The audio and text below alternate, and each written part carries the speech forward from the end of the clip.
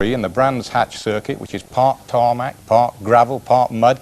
It guarantees plenty of fun and games. It's also worth remembering that although the drivers seem to be competing against each other, they are in fact competing against the clock. Reporting Murray Walker and Steve Ryder.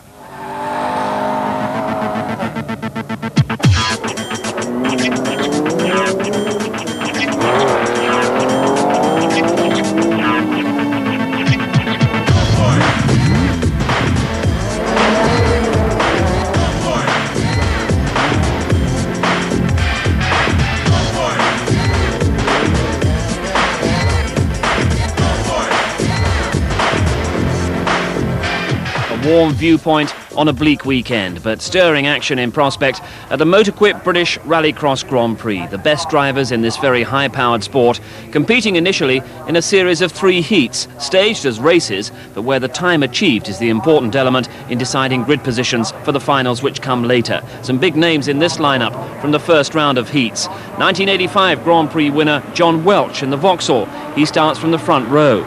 Watch out also for the track record holder Terje Ski in the immensely powerful Peugeot. The circuit just under a mile long, 2.5 laps, and Murray Walker watches our opening heat on its way. And they surge away, and it's John Welch, the man who won the British Grand Prix in 1985, the Rallycross Grand Prix here at Brands Hatch, and it's Terje Ski. Now this is the Norwegian in the 205 turbocharged Peugeot, the ex-Matti Alamarki car, and he's now up. We've got 2 of the top men in Rallycross now. This could be an absolutely sensational heat with Gary Baker in 3rd position in his Ford RS200 turbocharged. So 4-wheel drive cars, turbocharged cars, 1st, 2nd and 3rd. John Welch leads. Terje Ski in 2nd position.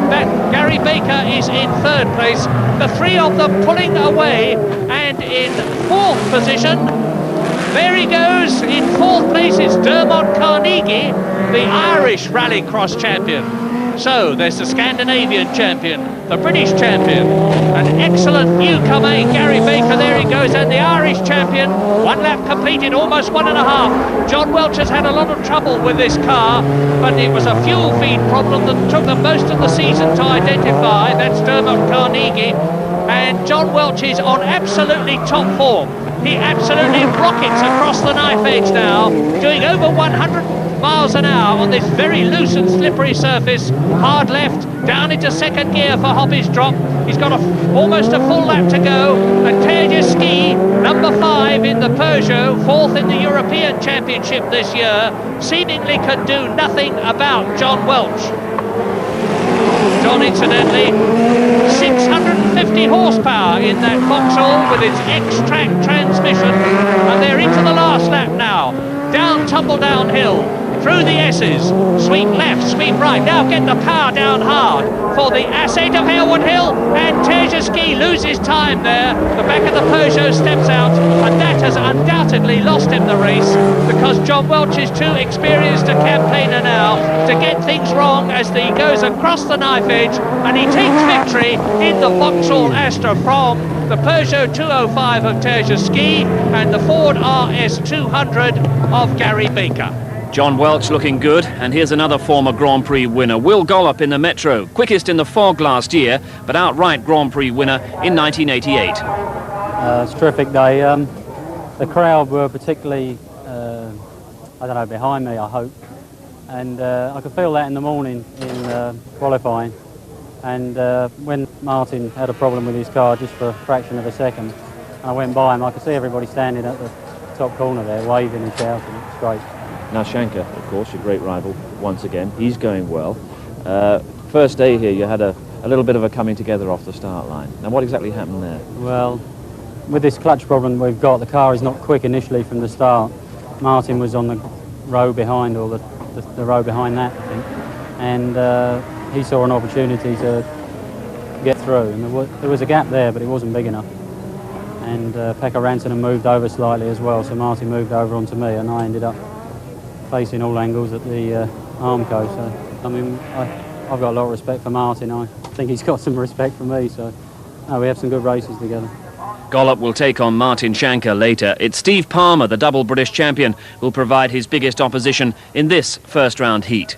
Both Palmer and Gollop in MG Metro 6R4s, and both on the front row. Murray Walker once again. At the moment, it is all quiet in the office of Will Gollop's 700 horsepower Metro 6R4, but it's going to be action soon. 0 to 60 in 2.4 seconds, 0 to 100 in 5.8 seconds, and Will Gollop is the man who won the British Rallycross Grand Prix in 1989 and 1988.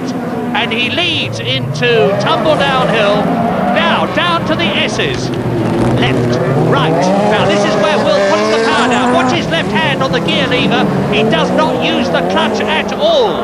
It's up into fourth gear, nearly 100 miles an hour and drew it till then, backed off into third gear. Watch him take fourth as he comes out of it. Into Langley's gap, onto the knife edge, 100 miles an hour. 100 miles an hour, I say again. And I can tell you, because I've been round with him today, that it is really hard work in there. Your spine takes an enormous battering. Off his drop. Onto the tarmac, car goes down, Gollop is leading easily, of course, and he's leading the British champion of 1990, Steve Palmer, who is in a similar MG Metro, but unlike Will Gollop's, Palmer's is a normally aspirated engine. Will Gollop has got a V6 twin turbo engine behind him, and just feel the way it goes. Listen to this. So Gollop leads, Palmer is in second place. In third position is Rob Gibson. Look for the yellow car, there it is. MG Metro's first, second and third, and in fourth position, because in fourth position, John Maloney from Limerick, the Mondello Park champion of 1990. Will Gollop now into the second lap. Watch his hand, you see he doesn't use the clutch at all. Chomp, chomp through the gearbox. Into the chicane. And now, as he goes out of the chicane, he's doing 120 miles an hour on the approach to Paddock Turn. This is where they can get the punctures because it's very rough.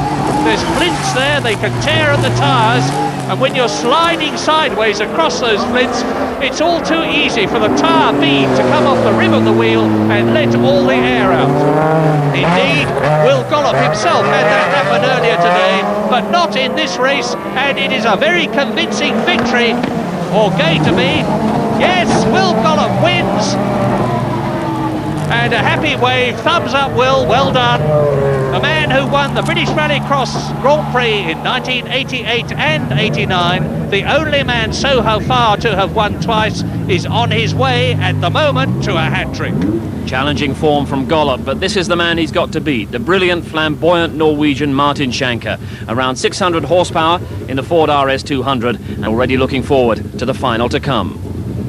I think it'll be a good one, but it's very, very difficult to say who is going to be in there because, you know, mechanical failures can really throw you on your back. So we just have to wait and see. Yeah. Will, of course, your great rival, going well this weekend. Yes, Will is quick. Rantanen is also surprisingly quick. I think John Welch, Thorholm, there's at least 8 or 10 drivers who can bag it. How dependent is it on the quality of the start you make? Oh, you have to make a super start and you have to be very, very quick in your reaction, of course, on the red-green light, but you also have to have a good mechanical understanding what's happening when you drop the clutch. How do you drop the clutch? How do you feed in the throttle? Are you choking the engine down by being too quick on the throttle? And all these things has to happen in a split second. So I think my biggest advantage is the understanding of the machinery, how it works. He's never been short of confidence. Martin Shanker in action in this next heat. For sheer sensational driving, there's just one man to watch in this race. He's on the right of the front row. It's 4 times European champion Martin Shanker, who won here in 1984, and he has got a tremendously powerful 600 horsepower Ford RS200. It's taken Martin some time to learn how to control it, but now he knows and he's on his way. He is leading in the blue Sierra. Whoops, and there's a real smite there. Tor Holm, the Norwegian, the 47-year-old Norwegian, number 16 in second position, but coming up fast, a man who is going to be a real star of the future, Guy Williams. There he is in the MG Metro. He started on the third row of the grid. He is already up to third place. He's chasing Tor Holm. There he is on the first lap of this 2.5 lap heat. And so it is Shanker leading in the RS200. Tor Holm in second position. And look for Guy Williams as they go through the chicane. There is Holm, there is Williams, and Williams is closing. Williams is closing in fourth position, but well back. It's Bertil Persson, the Swedish driver, who's in an Audi Quattro. And that was Guy Williams who went straight on. Guy Williams in third position, straight onto the depot, out of the race. And so I spoke too soon. And that means to say there's going to be a new third place man, and it will be Bertil Persson, but the winner looks as though it's got to be Martin Shanker, and what a driver. He comes from Drøbaki in Norway. He's a haulage contractor, an ex-ice racer, Group C sports car driver. He's a showman, he's a linguist, and he certainly goes in that car. He either wins or disappears at enormous velocity, and here today, now he is going to win, because he is on the last half lap of this 2.5 lap race. They start on one side of the circuit, they finish on the other, and Shanker now sprinting up Harewood Hill into Druid. Still Tor Holm in second place, the store owner from Halden in Norway, 8th in the European Championship this year, but Shanker, who is second in the championship to Matti Alamäki, wins the heat from Tor Holm. And that's the fastest heat we've had so far. So the end of the first round of heats sees Martin Shanker as the pace setter. Each round of heats are translated into points. The drivers count their best 2 scores out of the 3 rounds, and that order didn't change significantly in the second round. Steve Palmer and John Welch with a little to do. And Palmer we see now in the third round of heats. The British champion is on row 3 behind a front row of Gary Baker and Terje Ski. 2 cars to watch plus 1. The 2 in front are Gary Baker on the left in the RS200, Terje Ski, the Norwegian car, and the third one in the green and blue Metro is Steve Baker, who is the reigning British champion, and he has to run very wide indeed. Steve Palmer, my apologies, he has to run very wide indeed, but already he is in fourth position.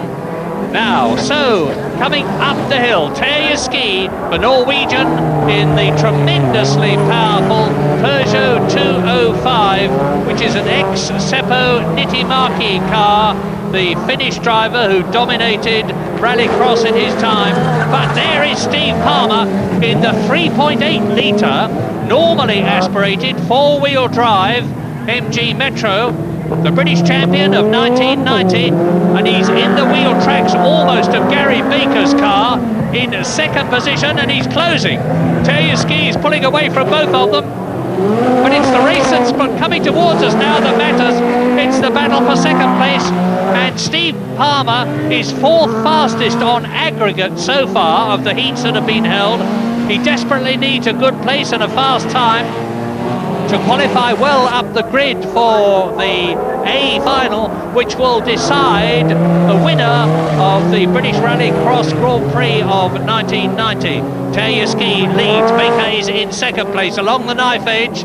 For the second time they go, and now this is Palmer's opportunity as they come down to Hoppy's Drop, approaching it at just over 100 miles an hour, braking hard, running uphill a little, going down into third gear, then to second. Now the power goes down. They're both four-wheel drive cars, and Palmer's got his opportunity here, but Baker holds the racing line, moves out a bit, cuts into the apex of the chicane. Terje Ski goes through. This is the last half lap. So Ski leads into the right-hander at Paddock Turn, down, tumble downhill. 100, number 100, Gary Baker. Now, can Palmer get through? Ski is going to win this race. It doesn't look as though there's going to be much doubt about that. And Palmer challenges and hits Baker, spins him out, goes through, up onto the grass, over the curbing. Palmer is going to take second place. He didn't do that deliberately. There's nothing that Baker could do about it. And as you can see, the front of the RS200 is very sadly deranged. Victory then for Terje Ski's Peugeot, with Gary Baker limping home. A heat that didn't especially advance the claims of Palmer or Baker, but one that did show the competitive edge in these qualifying heats. John Welch now with his Vauxhall alongside the Ford of Barry Squibb on the front row for the next heat.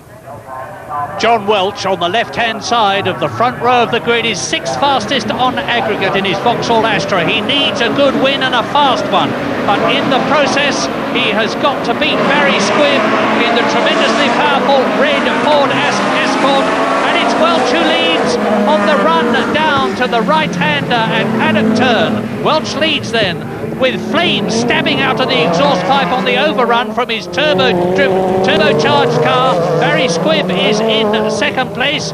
In third position, going up Halewood Rise, is Dennis Biggerstaff, and he's going extremely well. And somebody's hit the tyre wall down there. Biggerstaff, who's the second in the All-Ireland Rallycross Championship this year. And behind him is the man to watch for the future, Guy Williams. So, first, second, third, fourth, John Welch, Barry Squibb, Biggerstaff, Guy Williams, 2 MG Metro XR4s in third and fourth places, and Williams is losing that fourth position. He's lost it to another Irishman, John Maloney, in the green car, and Williams spins out. Well, Williams is 28 years old. He's got quite a lot of racing experience, mainly on motorcycles, and he just got a bit overexcited there, spun out and rejoins the race last. John Welch leads, Barry Squibb is in second place, and then it's the 2 Irishmen who are going at it hammer and tongs. In third position it is Dennis Biggerstaff.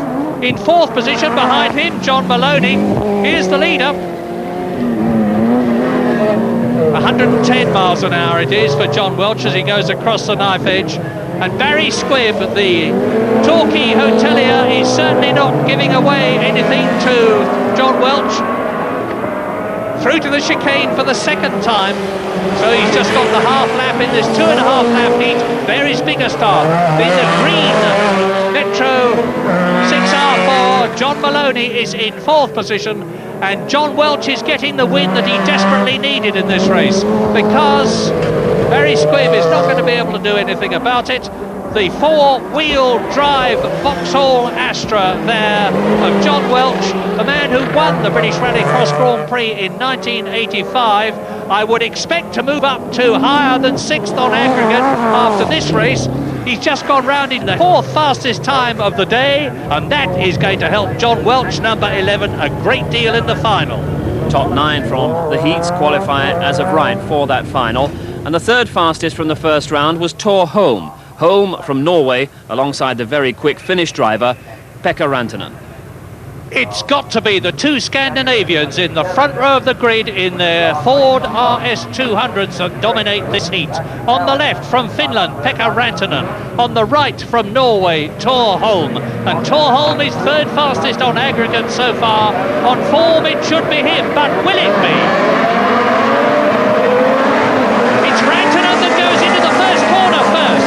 Pekka Rantanen, 28 years old, from Klaukala in Finland, leads Tor Holm from Norway, and Rob Gibson comes up into third position from the third row of the grid in his yellow Metro 6R4. 4-wheel drive cars in first, second and third. Pekka Rantanen leads, Tor Holm is second, Rob Gibson is in third position. In fourth place it's Dermot Carnegie, the Irish driver, and they fairly hurtle across the knife edge.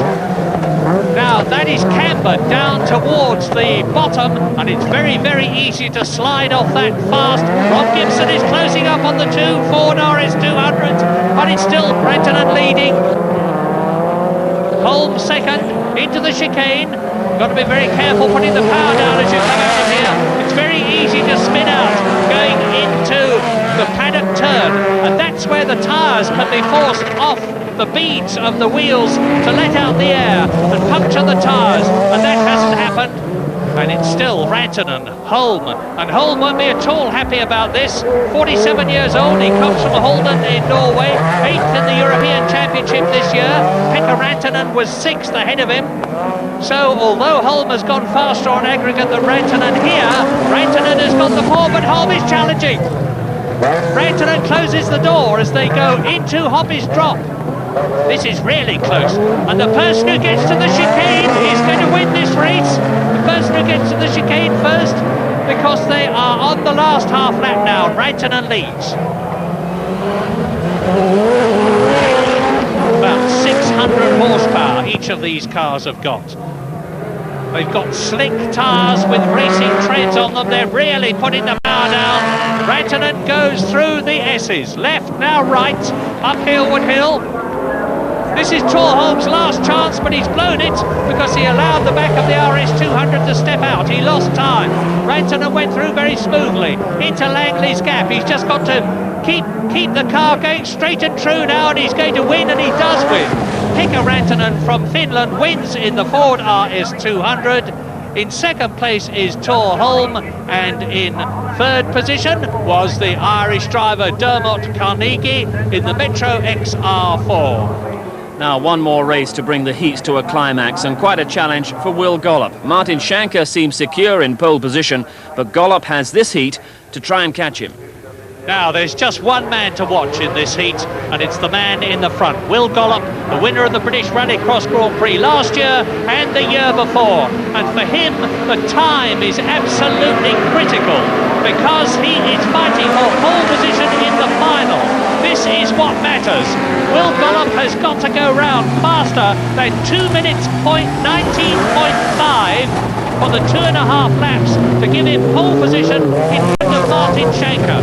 Martin Shanker was supposed to be driving in this heat, but has opted to save his car and not come out and race against Will Gollop until the final, because Shanker has already comfortably qualified for the final in pole position, and it's pole position the number 3 here, Will Gollop in his 700 horsepower Metro 6R4 with its 2.3 litre twin turbo engine and 4-wheel drive. Will Gollop, the man who used to drive Saabs, is a brilliant engineer. He's got a magnificent team with him. They produced a superb car, and he is showing now how to drive Rallycross at Brands Hatch. We are riding with him as he goes into the right-hander at paddock turn, and that is 4th gear, drops down, tumble downhill through the S's, up into 4th gear again from 3rd. Watch his hands. No, you can't, because he's going into Druid's Bend in 3rd gear, up into 4th through Langley's gap. He is coming through now to complete the 1.5 laps. He's got a full lap to go. He's well on target for the fastest time of the day, and if he gets the fastest time of the day, it will give him pole position. He has not put a wheel wrong so far. Into Hoppy's drop. Watch his hands. He doesn't use the clutch, just tugs at the gear lever, pushes it forward, pulls it back, up into top gear, the chicane. He approaches it at 110 miles an hour, goes back into second. Now he's on the last half lap. The seconds are ticking away, 1 minute 52 so far. Well, just for the record, Will Gollop is leading, Paolo Silvanoinen is in second place, and in third place is Trevor Hopkins. But this is the man that matters. Is he going to finish faster than Martin Shanker, his rival, and thereby take pole position? We'll soon know, because he's through Langley's gap. He's onto the knife edge for the last time. He's approaching the checkered flag. He takes it now. And Will Gollop's time, 2 minutes 19.7. He misses pole position by 1/10 of a second. Here are the top qualifiers. The heats are over, and now only the finals remain to decide the winner of the Motorquip British Rallycross Grand Prix. We'll have the finals of that Rallycross at 1:30. Meanwhile, we need to get off to Chepstow, because our first race, the there at Hamilton, is in a waterlogged state. We started this afternoon with the heats of the British Rallycross Grand Prix. Before the finals, Steve Ryder decided to find out just how difficult the sport is as a passenger.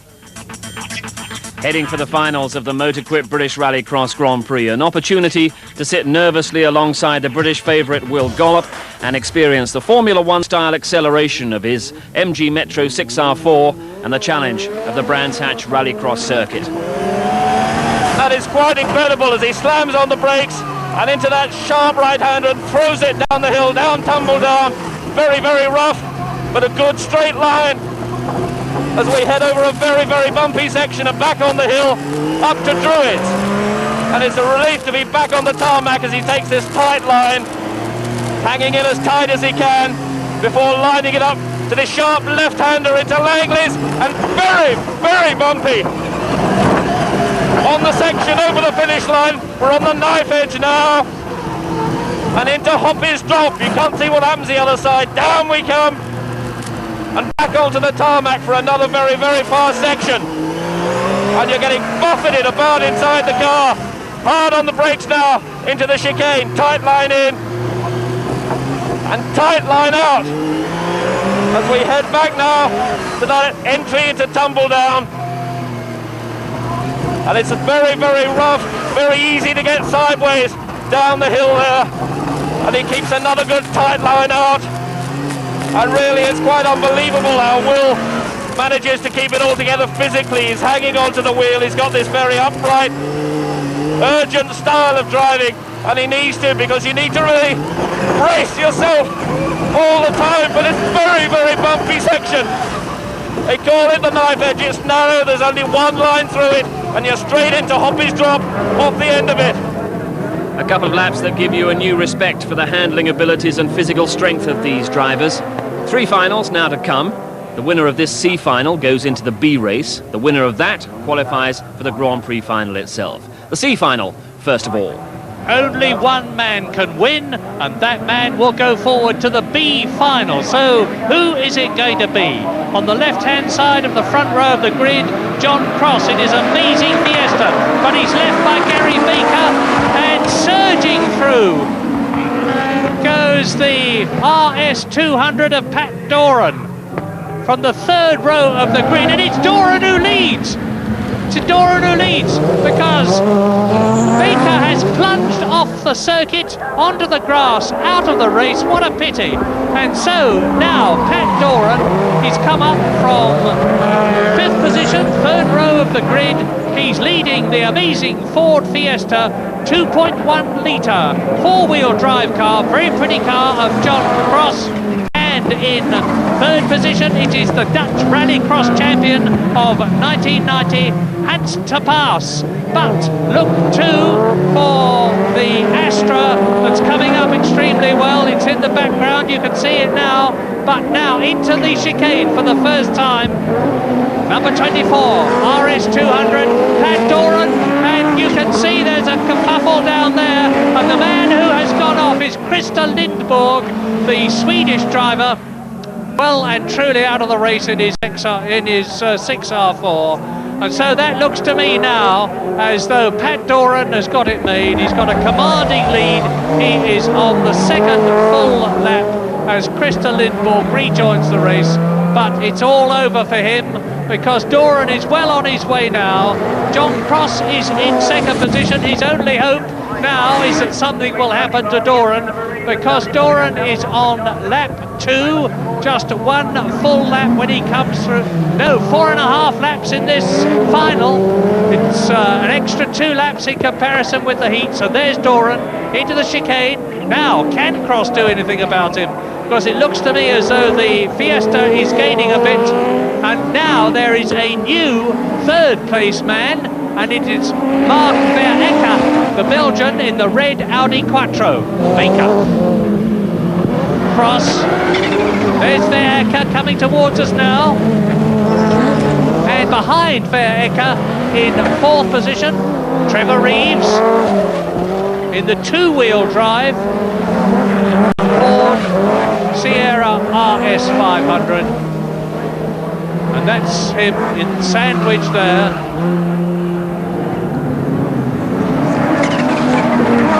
Trevor Reeves with a bit hanging off the back of the car as Tony Bardi sprints through in that amazing Vauxhall Astra of his, 1600cc, 150 horsepower.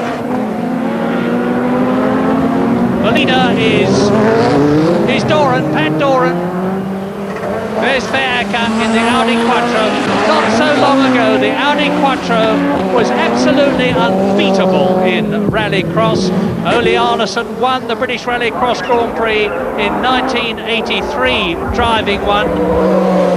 But now they're not even in the running. This is the car to beat amongst others. Pat Doran in the Ford RS200. Engine behind the driver, a lot of horsepower, four-wheel drive. And John Cross is still holding that second position in the Fiesta. So it's Fords first and second, but two very different Fords. The Audi Quattro in third position. Trevor Reeves, there he is, with a bit of the trim hanging off the back of the Ford Sierra Cosworth as the leader goes into the chicane for the last time. Well, John Cross is about 3 seconds behind Doran there, who swings wide through paddock turn, down tumble downhill. That's the part of the course that's claimed so many cars with punctures here today.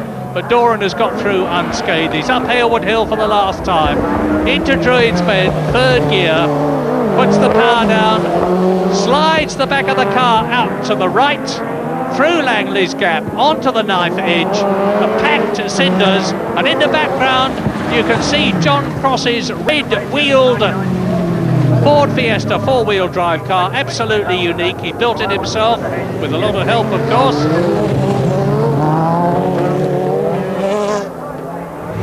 And he therefore qualifies for the B final. Pat Doran onto the back row for that B final, but the experienced Rob Gibson had problems with his MG Metro 6R4 and failed to come out to take his place on the front row. And that means to say that the Irish champion Dermot Carnegie in the red and white Metro 6R4 must be hot favourite to get to the first corner first. Behind him on the left, Mark Flaherty and Richard Hutton, both of them in 6R4s. And sure enough, Carnegie gets a lovely run down to the right-hander at paddock turn. On come the brake lights and off goes Doran. So Doran, who qualified by winning the C final, is spun out backwards at the first turn, and up to the right-hander at Druids comes race leader Dermot Carnegie, and somebody with bits of trim flapping from the back of the 6R4, and it's a two-man race at the front. There's John Maloney shedding some trim.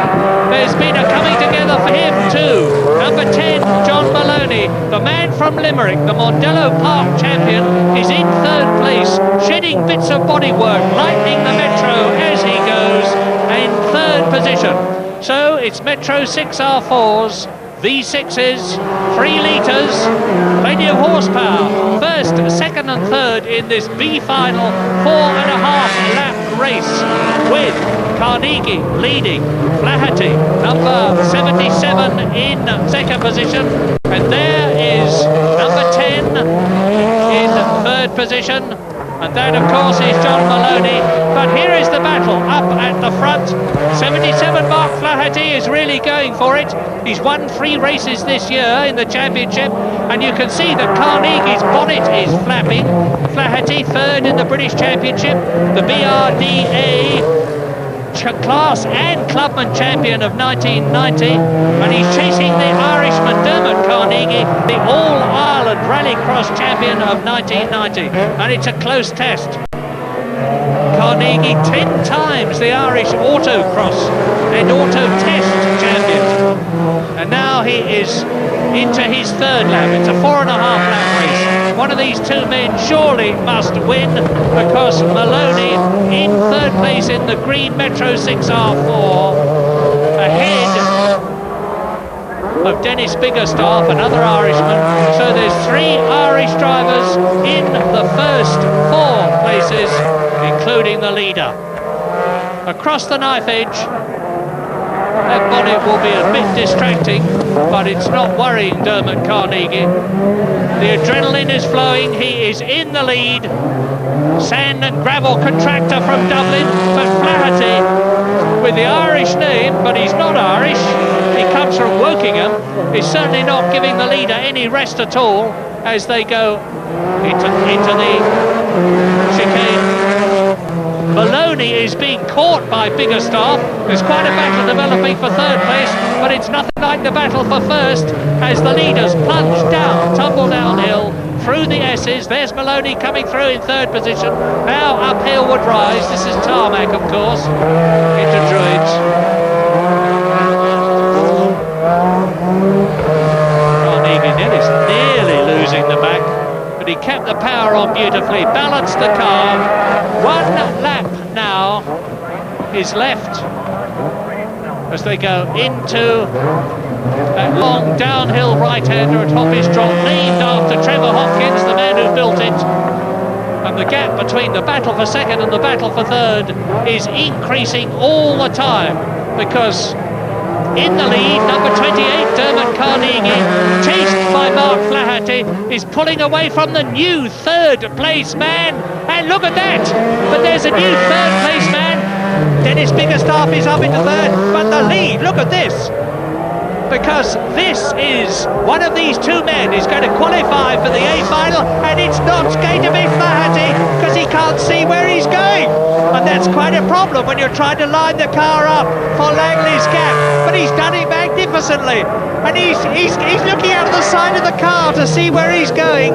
But in the meantime, Dermot Carnegie has won for Ireland, and the unfortunate Mark Flaherty pulls to the side, literally blinded. What rotten luck, because he might just have made that A final.